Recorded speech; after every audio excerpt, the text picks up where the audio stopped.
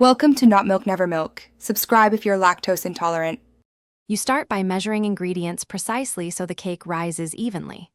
Mix 4 tablespoon flour, 3 tablespoon sugar, 2 tablespoon cocoa, 1/4 tsp baking powder, and a pinch of salt in a bowl briefly. Then add 3 tablespoon milk and 2 tablespoon neutral oil into the jar.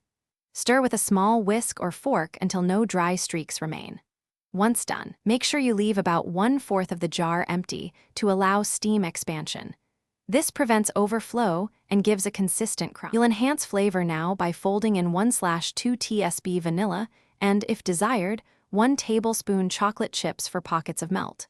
Pour or spoon batter into the prepared jar, tapping gently so air pockets escape and texture is even. Microwave on an 800W setting for 70 to 90 seconds. Check at 70 seconds because overcooking makes the cake rubbery. Once the center springs back slightly, it's done. Let it rest briefly to finish cooking. You finish by cooling the jar for 3 to 5 minutes so the structure firms. Then add a topping like whipped cream, yogurt, or a dusting of powdered sugar to balance chocolate bitterness.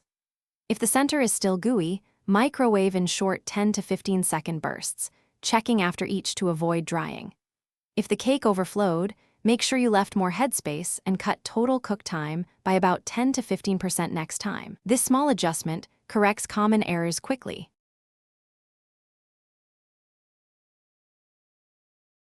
Thanks for watching. If this was helpful, leave a like and consider subscribing. See you next time.